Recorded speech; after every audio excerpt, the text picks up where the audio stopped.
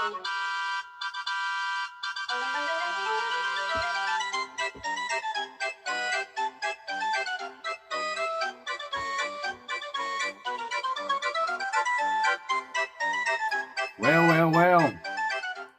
it's finally happening. The circus is coming to town.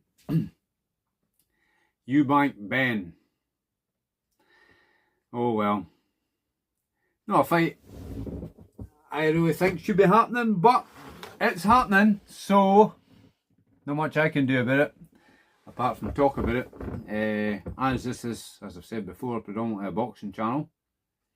Therefore, I've really got to talk about all things boxing. So how are we all doing tonight? Welcome again back to the big top. That is Andy's cavern. So it's signed apparently. Eubank Benn. So what have we got? You've got Eubank, whose career stagnated and stagnated and stagnated. Not always through his fault, I believe, but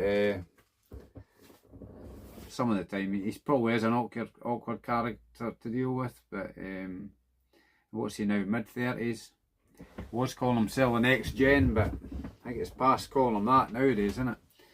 So you've got him, he's fought at 168. I think he's won like a, correct me in the comments if I'm wrong, something like an IBO title. He has won that. It's super middleweight. 168, he's fought George Groves at 168, got beat. And he's fought in middleweight, but at this stage of his career, personally, I think he should be at 168. Then you've got Conor Benn. Still with question marks over his head. Still don't know how he's got this clomiphene in the system, but all this seems to be getting swept aside now. It's dragged on. It's been a big saga, isn't it? It's been a big black cloud hanging over boxing. Just no sunshine getting through. It's just been... it's not been good for the sport, has it? It's been bad for the sport. And whatever you think looks like he's going to be fighting on. For me, still question marks hang over him. So it's getting fought at 160. Now, Conor Benn is, I think he's pretty much classed as a small welterweight. He does look smaller, considerably smaller than Eubank when you see him face to face. We know what happened with Golovkin and Brook, don't we? Brook, that was an Eddie Hills show as well, wasn't it? Eddie Hills, the ringmaster, he's in charge of the big top with his red jacket on, and roll up, get your tickets. Ringside seats for Eubank Benn. Conor Benn, that's all you hear from him, innit? Conor Benn's this big superstar. Who's he beat? Who has he beat? He's not won an area title. He's not even contested for an area title, for a British title. He's not fought the best at welterweight in Britain, has he? Is that the fear of him getting beaten at a lower level, and then this big money fight, the big money circus, falls by the wayside? Because let's face it, that's what it's all about, money.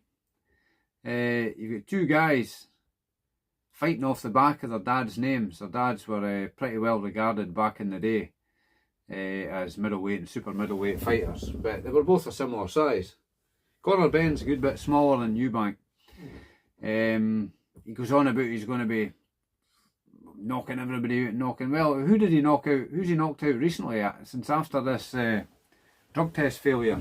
He had two low-key fights in America. Didn't look like knocking out anybody there, did he? His punches just seem to bounce off the chins. Probably, I mean, I respect anybody who gets in the boxing ring, but these guys, I don't think they were very well rated, were they? Weren't they highly rated? I forget the first guy's name, but the second guy was it Peter Dodson? Wasn't it fantastic, that? Yeah, the WBC say, oh, he should be getting a world title fight. On the back of what? Why should he be getting a world title fight? I mean, where is all this hype coming from? And the mainstream boxing media are kind of on the hype train, aren't they? They're kind of boosting it. And people saying this is one of the biggest fights in boxing. How can it be one of the biggest fights in boxing? Big fights in boxing for me are the likes of the Better Beef Bivol rematch. Usyk fighting Dubois or whatever, or Dubois Parker, that's a good fight. all the fights in February, they're way bigger than this fight. This fight's only big because it's been hyped up. Personally, I mean, I always, as you know, have a impartial view on a fight. I always just want to see a good fair fight with a good fair result. As long as nobody's injured or anything like that, and there's no controversy, I don't really mind who wins. But in this case, I want Eubank to smash Conor Benn. I don't want him getting injured, but I want to see him humiliated. I want to see him bounced off the canvas half a dozen times in a couple of rounds. Like when George Foreman beat Joe Frazier, something like that. That's kind of the outcome I'm looking for. Because anybody with question marks over them as regards failing drug tests, not just one but 2 drug tests in boxing, they should be out of the game as far as I'm concerned. So that's just my opinion. You don't have to agree with me. As I say, I'm never here to tell anybody what to think, but I'm here to just give my opinion as a fan. You guys might have similar views.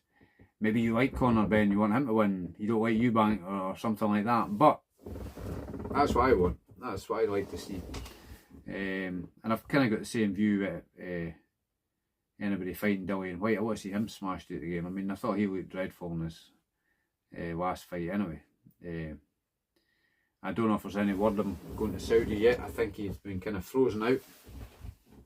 But I think Turkey Al Sheikh's helped make this fight, because there was a lot of 45, 55, wanting 50-50 Conor Benn. I mean, where's he getting that from? What has he done to warrant 50-50?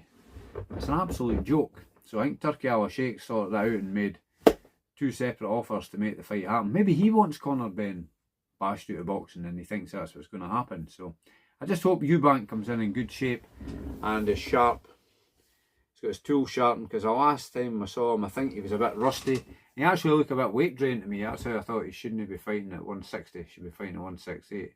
There is talk of a rehydration clause as well. I mean, what was he doing? It's just shocking, eh? Shocking. But there will be no titles on the line, so that's the way it goes. But in my mind, it is a circus. So feel free to put your views in the comments. And thanks very much to everybody for liking and subscribing, and for the nice comments you've been putting in the comment section. Very much appreciated. And when I can, I'll keep putting out more content. And don't forget, boxers in need. I keep harping on about it, so I hope you're all looking it up. Only take you 5 minutes to look it up, investigate it, and if you feel you want to, please give generously, if you can. If you can't, share it with some of your boxing mates that can. It's all for a good cause. Okie dokie, that's all for this video. Till the next one, take care, be happy. Cheers.